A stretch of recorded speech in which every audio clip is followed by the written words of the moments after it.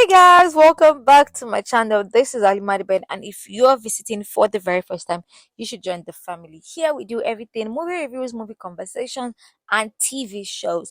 So if you need to catch up on all my videos, please feel free to explore my channel. To my regulars, thank you for always coming back. And today, like every other day, we're going to be talking about a movie by Kunle Afolayan, Ijogbon. It's a new movie on Netflix that came out last Friday, and as always, I thought to share my 2 cents on the matter. So let me just first say this thing, right? I am very critical of Kunle Afolayan movies. And this is not because I don't think he's great. I think he's amazing. I super love his movies. I think he's such a creative person. He's a distinct director. And like I believe in his artwork so much, so I feel like yes, people like that should be very critical of their works. What they put out there should matter, especially from someone that gave us October 1st, right? You just have to keep giving us like. So to the synopsis of the film, it's about four teenagers who live in a very rural village. Actually, villages are rural, but yeah, they live in a village. Or you're okay. They live in Oyo okay. They find a treasure, and it just changes the entire trajectory of their life. After so much motivation by Jamiu to japa, and then the others wanting to live a good life, they just come across raw uncut diamond that would now then change their entire lives. It tests their friendship, their survival instincts, and even exposes them to higher level of danger. So to the cast, we have Ojuolape Kayode. He plays Jamiu. That's the main character of the film and one of the four friends. We have Ebiesuwa, Oluwaseyi. He plays Ranti, another of the four friends. Ruby Akwubueze, she plays Obi, the only female in the group. And then we have Fawas Aina, Omo Oba. He plays Omo Oba. That's one of the good boys, right? And he's the youngest in the group. We also have Sam Dede. He plays the Reverend Father. We have Yemi Solade. He plays a chief. We have Bimbo Manuel. He plays a king. We have Yemi Shodimu. He plays the principal in the school that all the kids attend, and also father to Jamiu. We have Dorathy Bachor. She plays Bisi. We have Adunni Ade. She plays Chidera. We have Femi Adebayo, who plays a police officer. We have Funky Mallam, who plays, I don't even know what to call his character. Is he bodyguard or whatever? Sure, that's like the entirety of the cast. So let us go into things I like, things I didn't like about this film. So I'm gonna start with the good, and we'll then move to the bad and then our conclusion. So to the good things about this film, I'm going to talk about the story. So I actually liked the story. We were able to move from a point A to a point B, and it had a very clear cut out conclusion, right? And I think that was enough to serve the audience, to be honest. The storyline was very clear. We understood what we were going for. Like, okay, this movie is about four boys. I say four boys, four teenagers. This is what they saw, and this is how it progresses from there. Do you understand? I don't want to give too much spoilers, but I'm sure many of you have seen it by now. But yeah, the story made sense to me. I'm not gonna lie, it made it was very simple, it was linear, it was direct. It's the kind of stories that you tell as bedtime stories, in the village, or as folk tales or as folklores. You get the idea, sharp. So yeah, I think the story was really good. I also felt like it was very original, very Nigerian. There were subtle jabs at bad parenting, the Nigerian style. Obviously, there were very dominant lessons that you would see in Nigerian movies. I don't know if that's a good thing or a bad thing, sef, but you get the point, right? The setting, everything spoke Nigerian, like it felt Nigerian. And I think that's something we don't get in a lot of Nigerian movies anymore. It's like many of them are Hollywood copycats, but this one was very. We know he's a very traditional person. Obviously, he's very African, very, but I just like that feeling that we get with his movies, right? The music as well. The music was really good.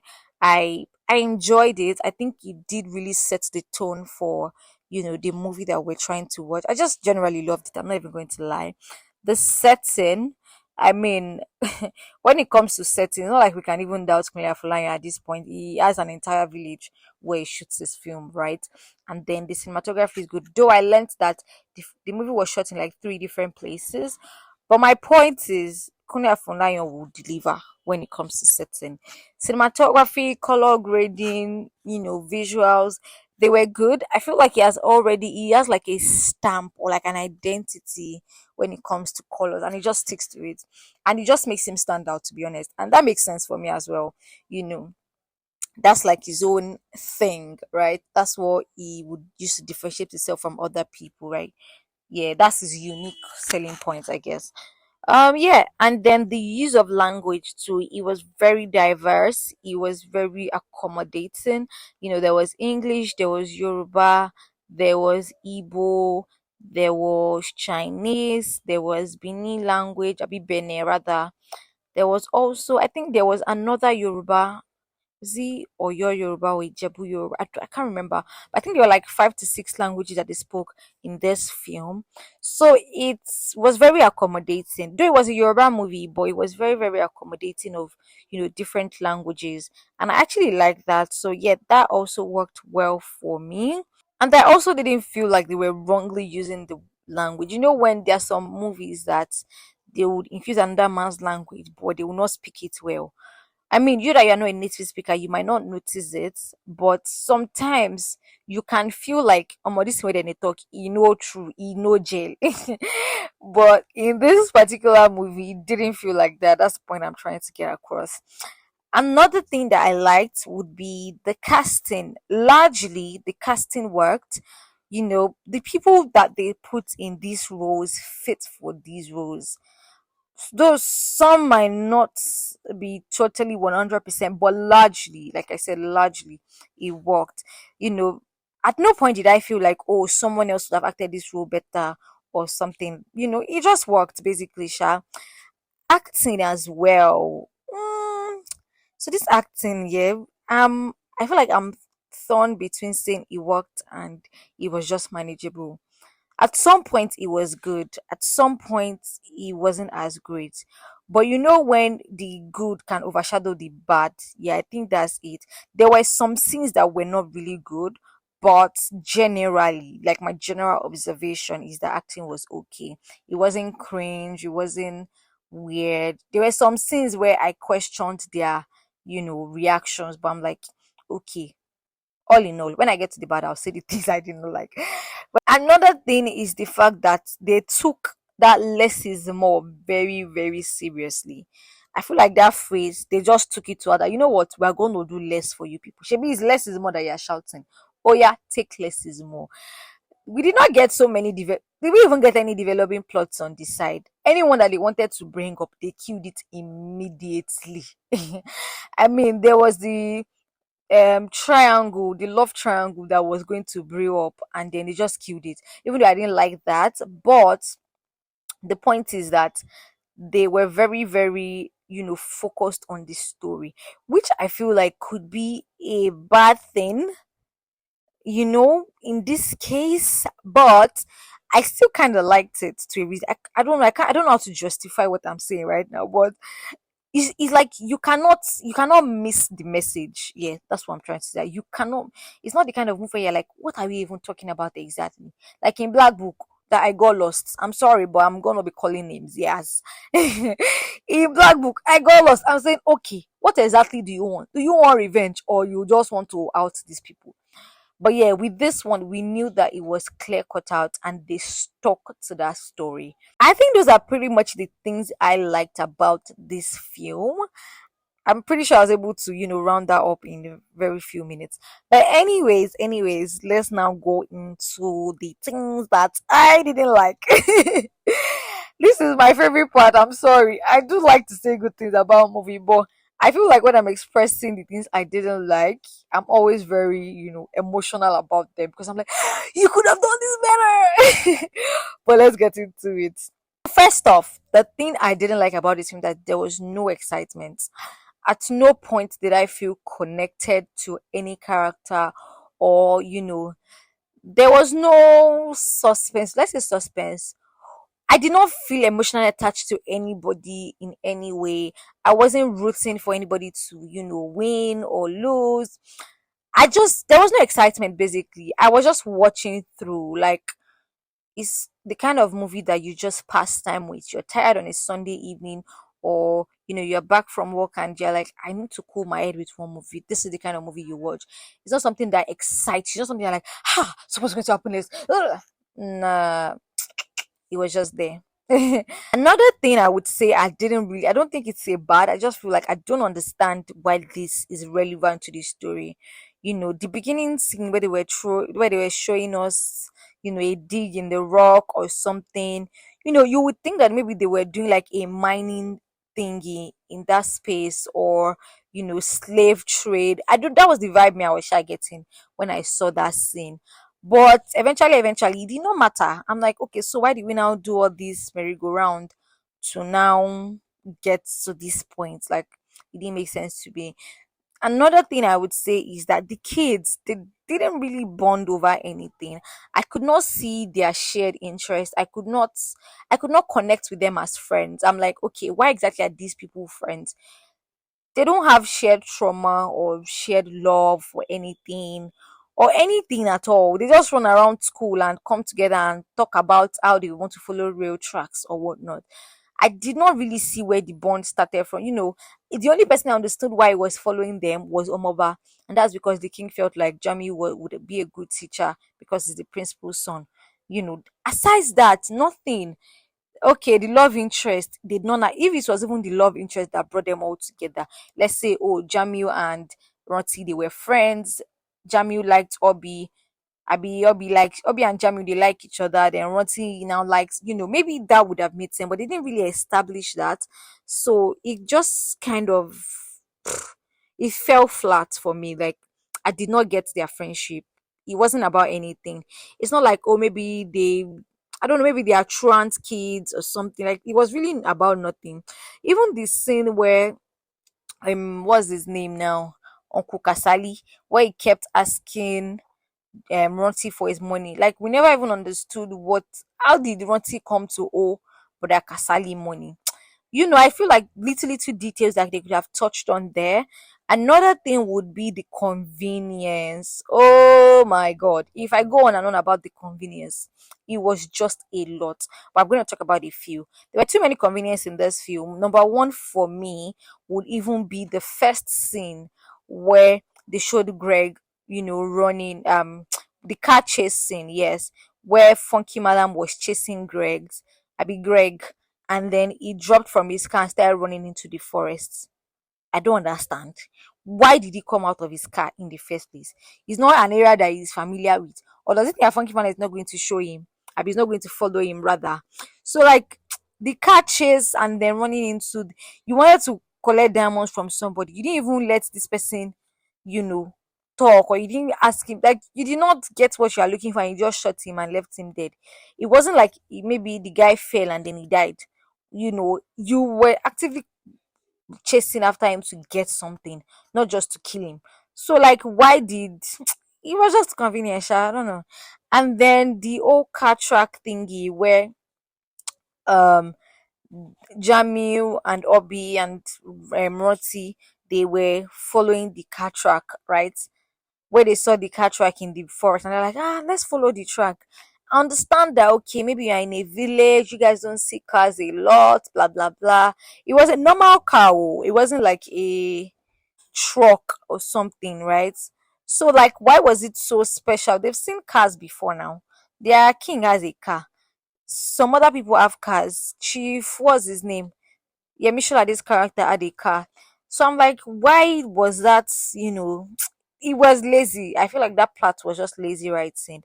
Even Omoba becoming a target, right? I think that was also very lazy and convenient because it's supposed to be a king's son. So how is he having a used iPhone 13 is such a big deal? Like, this is a king, and mind you, kings in Yoruba land, you don't even have to be the king of like the big towns before you can get gifts from people or favors or whatnot. There are a lot of people that will come and say, oh, they want to come and do something in your village. They can gift you stuff. So I felt like using Omoba as a target wasn't great. They could have used Roti or Obi. If they used any of those other guys, it would have made sense to me, right? But Omoba, not so great. So my next thing I would say I didn't really like is I did not it's not a convenience point, it's just I did not understand it. I did not understand their motivation. Initially it was just Jamiu that wanted to japa. I I can see his ambition, but I don't see why it was such a desperation. Like I don't see why he was so desperate to jackpot. Understand? Oh, you want to leave the country? You know the country is bad. Yada yada. You're stuck in a village. There's no money. Your mother died. You could not get good health care. It makes sense. Like it makes total sense to me. And I can see where you're coming from, saying, okay, you want to leave the country. But I feel like it wasn't supposed to be so desperate to the point where he cannot wait 1 or 2 weeks for his passport, I be his visa or something. Was it his visa or his passport? His passport to get ready. Like I could not understand that part of it. You like if you've already paid for passport and you're going to take it 2 weeks, why are you so desperate? And I felt like what was he going to do if he jackpot? Not like he had anybody abroad I wanted to get married. Well, he said his brothers were abroad, but at no point did we see him in contact with anybody. So I'm just going to leave that part out of it, right? Like nothing really spoke to me on his desperation. Like why are you going through the desert and all of that just because you want to jackpot? It's not like you're going to go to school. And I feel like for kids that they portrayed as super smart, right? He could have thought of so many ways. They could have preached the old schooling, jackpot system. Like the jackpot virus in that film was just, it was, I don't know, it was kind of itchy for me. I didn't understand why they wanted it to sound so desperate and so whatnot. And the other self, I don't think they even had the only person I can understand, why you probably want to run away is Ranti. You get right because Ranti didn't want to go to seminary school and all of that. Okay, Obi didn't want to jack, but she wanted to stay with her mom. She didn't want to be, leave her mom. Omo Oba didn't really care. So yeah, it was just Jamiu actually, Sha. So yeah, maybe we can actually excuse that. Another thing I would say is that personally, I don't think that when you see diamond, you actually recognize that it is diamond, especially when it is like raw and uncut. And then Omoba just come in and be like, I know diamond. Though. I went to school. Who taught you in school that this is diamond? You can see Mozanite and you think it's diamond. You can see different kind of other stones and you think it's diamond. So that part, teenager living in Oyoki that they've never experienced, proper civilization, that they are bathing in the river. That's another thing I did not even understand. Why were they bathing in the river? Because 1 minute you are showing that like there's this sort of development underdevelopment. It wasn't consistent.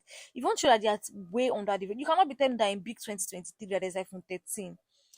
These kids that know stuff, that are very elite, that are going to schools where they speak actual English, where their principal they blow grammar, they are bathing in the river.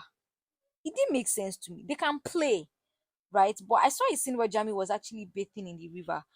Didn't make sense to me. I'm like, which age and time are we in exactly? Another thing, I'm not even the time frame of the movie in itself. I didn't understand. Did this thing pan out within 2 weeks, or is it 2 days, or is it 1 week? Because the entire kidnapping of Omoba, stealing of like how did Jamie not notice that his phone was gone? I feel like only people that have seen this movie can even relate to all these things I'm talking about. But like his phone was gone the same time the diamonds were gone.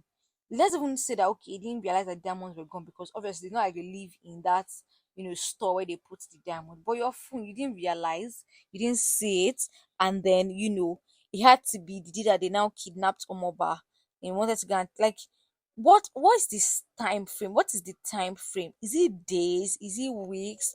I just didn't understand that part of it. It was convenient, it was annoying, I just wasn't feeling it. Would be the killings and then the movement between the bush and the forest or whatever it is. This is a forest at night. People are not, this is not somewhere that people are actively passing. So I feel like if somebody is passing through a forest, you will hear sounds. So it is impossible, right? People that they are not tiptoeing, because these people were not actually tiptoeing when they were going through this forest.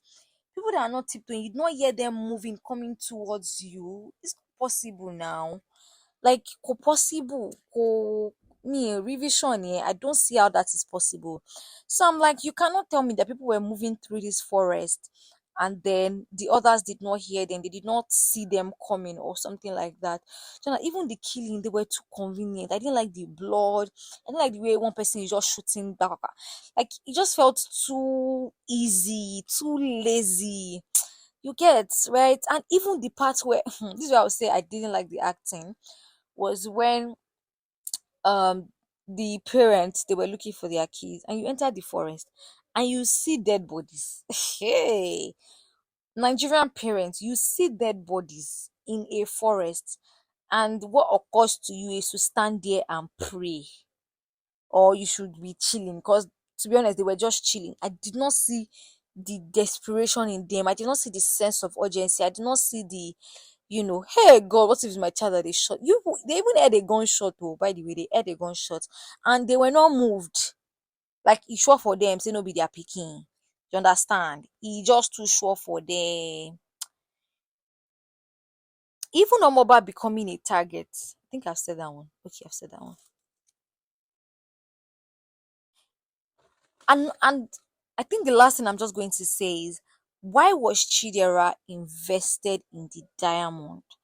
Because if you remember the first call that she made, right, where she was speaking to Femi Brand, she had said something about the diamond was supposed to be payment for a job.